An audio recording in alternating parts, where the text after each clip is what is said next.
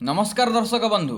सत्य शांति मार्गदर्शन YouTube channel को आपण मानक हार्दिक स्वागत। प्रिय भगवत प्रेमी मालिका प्रेमी दर्शक बंधु, आज आम श्री सद्गुरुंकर गुप्त खेदा मालिका तथा आमर खेदा मालिका विषय रे आज आम आलोचना समालोचना करिबा। एठी दर्शक बंधु कलिर आगत भविष्यत को नहीं स्वयं पटशिष्य रामदास पचारुचंती अच्युतानंद महापुरुष को जे गुरुदेव आगक कलिजुगर सब कौन घटनातीत मान देखाଯିव सेठी आमर सद्गुरु तांको स्पष्ट रूप से बुझेकी कहउचंती कौन कौन घटनातीत मान देखाଯିव। तेबे आसंतु सेही संपूर्ण बाणी को आज आम तर्जमा करिबा। तेबे आसंतु डेरी न करी प्रारंभ करिबा। ओं महाब्रह्म निर्विकल्पं पूर्णानंदमयं हरि सर्वघटेजः अच्युत तस्य पादे नमाम्यहम् तस्य पादे नमाम्यहम्। जय श्री अच्युत, जय पंचसखा, जय अनंत, जय कल्कीराम। प्रिय दर्शक बंधु, गुप्तखेदा मालिका 31 नंबर पेज जदि आपण पाखे अच्छी आपण खोली देखिपारे। तेबे आसंतु पद्यांश पढ़ा एवं तार किछि किछि व्याख्या मध्य आमे करिवु। तेबे आसंतु कौन लिखिचंती। अच्युत उवाच रामदास जे होई तोष पुछई आगत भविष्य भोगुरु करुणा करिण संदेह करंतु मोचन बोलई मोहना मोगल संगे घेनी हारमा बल देव मंदिर धर्मपथ वेद पुराण धर्मशास्त्र निंदिबे न बुझी मरम हरिबे महत्वंक धन एहा अन्याय हेब भारी भक्ते रहिबे केउ परी। एई सब पचारुचंती जे एते अन्याय तो सब घटिब भक्त माने केमिति रहिबे। भक्त वचन कर्णे शुणी अच्युत कहू छंती बाणी मोहना हिंदूर संतान। एठी आमर स्वयं सद्गुरु कहउचंती जो मोहना मोगल आसीब से हेइतिबो हिंदूर संतान, किंतु कौन हेइतिबो तापरे मोगल ताहार सैन्य एकथा रखी थाओ मने ईश्वर अंशी राजा माने। आग को आउरी कलिर भीषणता को लेकिन ये आमर सद्गुरु सूचित करचंती 31 नंबर पेज रे। तापरे कहउचंती कौन एणु एहांकर आदेशरे प्रजा चलंती हरसरे कलिजुगरे जे महिमा उठी रुंधिब धर्म सीमा प्रजा माने जे मेली होई समय हेबे राजद्रोही राजा को केही न मानिबे मंत्री को राज साढ़ी देबे पुणी होइबे प्रजा मेली सभा करिबे भली भली माने भली की भली सब सभा करिबे जोगुरा कि किछि मूल्य नथिबो आ जोगुराक सब सभा करुथिबे सेठी अन्याय कथा ही कहउथिबे प्रजा माननकु केमती लुंठिबा केमती तांको धन प्रति आकर्षित करी तांको धन को लुंठिबा ए सब कार्य सब माने राजा माने करुथिबे प्रजांको माने प्रकृत राजा किए। तृतीया जुगरे प्रकृत राजा माने तार अर्थ थिला आज्ञा प्रकृत राजार अर्थ होची प्रजार सेवा करिबा, किंतु वर्तमान राजा माने कौन करुचंती प्रजा को लुंठन करुचंती। आपण माने बुझी पारुथिबे। तापरे कहउचंती केते बेले से आग होई मंत्री पद को योग्य नाही केते बेले से आग होई मंत्री पद को योग्य नाही मंत्री होबार क्षमता नथिबो योग्यता ता भितरे नथिबो किंतु राजगादी रे बसिथिबो। माने कथा को बुझंतु केही बोलिबे से चतुर कही बोलिबे से चतुर ताहाकु दियो राज्य भार माने कही बोलिबे। आपण माने देखुथिबे वर्तमान घर को घर सब आसिकी दौचंती पैसा पत्र दौचंती जे आमको एई आमे एइथरे ठिया जाइचु एइ चिन्ह रे ठिया जाइचु आमको वर्तमान जययुक्त कराई दियंतु। देखंतु ए कथा लेखा जाइछि पूर्व 500 600 700 वर्ष तळरु स्वयं अच्युतानंद महापुरुष लिखिचंती, किंतु आजि मध्य ता लिपिबद्ध होई रहिछि जहाँकि आपण माने देखुचंती आपणकर कैमेरा स्क्रीन आगरे आपण देखुचंती स्पष्ट लेखा जाइछि जे कौन एमंत कुहा कुई हेबे जन पुणी कथारे से हेबे राजन कथा कुहा कुई हेई माने एमती करी प्रजा माननकु संतोष से समय करदेबे जेतबेले राजगादी रे बसी पड़िबे सेतबेले तांकर मुख्य माने मूल चेहराटा प्रकृत स्वरूपटा पदाकु पळेई आसीबो। से ठीक सही परी कथा कहउचंती जे केही बोलिबे से चतुर ताहाकु दियो राज्य भार एवंत कुहा कुई हेबे जन पुणी कथारे से हेबे राजन। तापरे कहउचंती ए रूपे सभा विद्यमान मत लोड़ीबे जणे जन जा प्रति हेब बेसी मत से राज्य हेब नृपनाथ। देखंतु आगुरी कौन एमतीका किसी सिस्टम थिला कि वर्तमान एटा हेछि किंतु ए लेखा को देखंतु जा प्रति हेबे बेसी मत से राज्य हेब नृपनाथ माने आमे एखिनी कौन करुचे भोट दौचे टिके महापुरुषों कथा को बुझंतु माने कहउचंती से कौन आगु को एमिति गोटे स्थिति रामदास पळै आसीबो राजगादी रे सब तो बसी पड़िबे किंतु तांकर योग्यता ही नथिबो तांकर क्षमता नथिबो कौन योग्यता और क्षमता ना सी सेतिकी जो शपथ दे कथा गुराक कहिदिबे सेगुराक किछि रक्षा करि परिबे नाही आ जा प्रति हेब बेसी मत माने जहा प्रति बेसी भोट जीव बुझंतु कथाटा को जहा प्रति बेसी भोट जीव से राज्य हेब नृपनाथ माने सी राज्य रे सी हब राजा किंतु होउचंती प्रकृत कथा वर्तमान होउची सेया ए रूपे सभा विद्यमान मत लोड़िबे जणे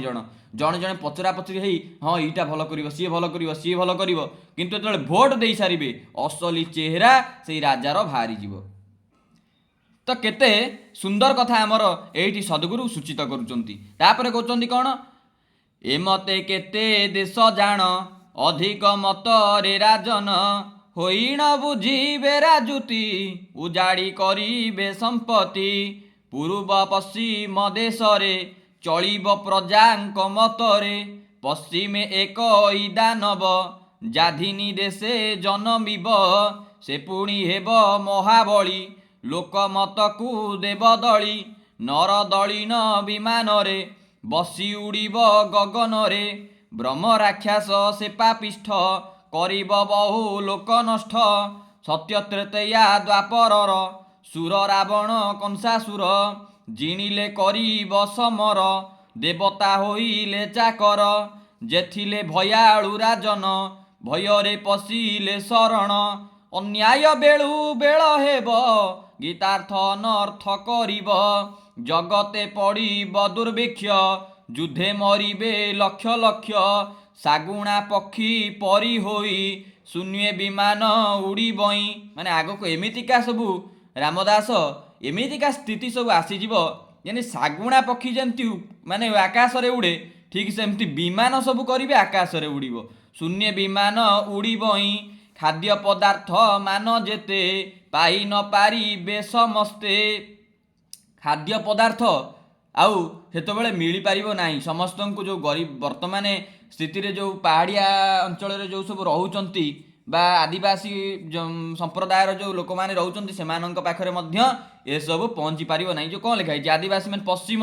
पश्चिम कथा लेखा है पश्चिमे तापर कोन कहउचंती ना खंड प्रलय मान हेब केतेक देश नाश जीव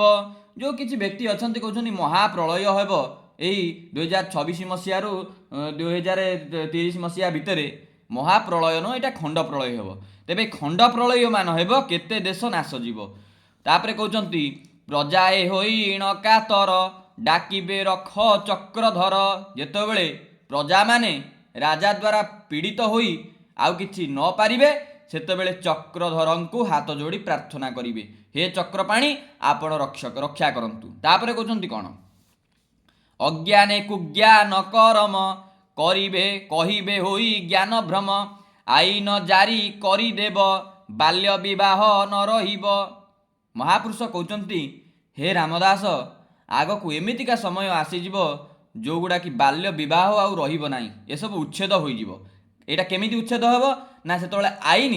गोटे आईन प्रथा जारी हो बर्तमान आपण मैंने जानी संविधान प्रथा आरंभ हो जा फल कि बाल्य विवाह को उच्छेद कर दिखाई तापर कौन कहते विधवा विवाह प्रस्ताव विधि निक्षेप घटब पूर्व काल रे बाल्य विवाह करुथिले हे बाकुशोभा विधवा विवाह प्रस्ताव माने आग को एमितिका समय आसी पहुँचीज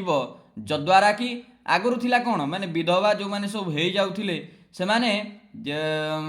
आ विवाह करुनथिले किंतु वर्तमान एमितिका प्रथा आरंभ हो जद्वारा कि विधवा माने भी मध्य विवाह करिवे विधवा विवाह प्रस्ताव विधि निक्षेप घटब पूर्व काल रे बाल्य विवाह करुथिले बाकुशोभा 9 बरस हेला बेले कन्या को विवाह देउथिले से हेतु बाळु त विधवा संख्या के करी बरे बाबा जे भाग्यवंत जन थाई शिशु बयसे शिशु पाई देखंतु शिशु बयस रे शिशु पाई যে ভাগ্যবন্ত জন থাই শিশু বয়সে শিশু পাই সে শিশু হেব ରୋଗାଗ୍ରସ୍ତ ଲଭିବ ଯନ୍ତ୍ରଣା ବହୁତ କେତେକ ବିଧବା ଯୁବତୀ ବିଟ ପୁରୁଷ ସଙ୍ଗେ ମାତି ଏମିତିକା ସବୁ କଳି ଯୁଗରେ ଘଟଣାତୀତ ମାନ ଦେଖାଯିବ। ତାପରେ କହୁଛନ୍ତି କଳଙ୍କି ହୋଇବେ ଜଗତ ସାଜିବେ ବିଶ୍ୱାମିତ୍ର କଳଙ୍କି ହୋଇବେ ଜଗତେ ସାଜିବେ ବିଶ୍ୱାମିତ୍ର କେତେ ମାନେ ଆପଣମାନେ ଜାଣିଛନ୍ତି ଏ ଯେଉଁ କଳିଯୁଗର ବର୍ତ୍ତମାନ ପ୍ରଥମେ କଳଙ୍କି ହେଇଯିବ ଯେମିତି ଲୁହାରେ କଳଙ୍କି ଲାଗିଯାଏ ତାକୁ ତାପରେ କ'ଣ କରନ୍ତି ସ୍ୟାଣ୍ଡ ପେପର ଦ୍ୱାରା ଘଷିକି ସଫା କରିଦିଅନ୍ତି। ଠିକ୍ ସେମିତି ଯେମିତି ଏଇ ଯେଉଁ ଜଗତରେ କଳଙ୍କି ଲାଗିଯିବ ସ୍ୱୟଂ କଳ୍କି ମହାପ୍ରଭୁ ଆବିର୍ଭୂତ ହେଇଯିବେ ମାନେ ସାଜିବେ ବିଶ୍ୱାମିତ୍ରୀ କେତେ। ବିଶ୍ୱାମିତ୍ରଙ୍କ କଥା ଜାଣିଛନ୍ତି ପ୍ରଥମେ ବାସନାରେ ପଡ଼ି କେମିତିକି କାନ୍ତରାରେ ପଡ଼ିଥିଲେ ତାପରେ ଯାଇକି ବ୍ରହ୍ମଶ୍ରୀର ପଦ ପାଇପାରିଲେ ବିଶ୍ୱାମିତ୍ର ଯାହାଙ୍କୁ କହନ୍ତି। ତାପରେ କ'ଣ କହୁଛନ୍ତି ଯାର ତ ସନ୍ତାନ ହୋଇବେ ବର୍ଣ୍ଣ ଶଙ୍କର ବୋଲାଇବେ ତାଙ୍କର ନଥିବ ବାରଣ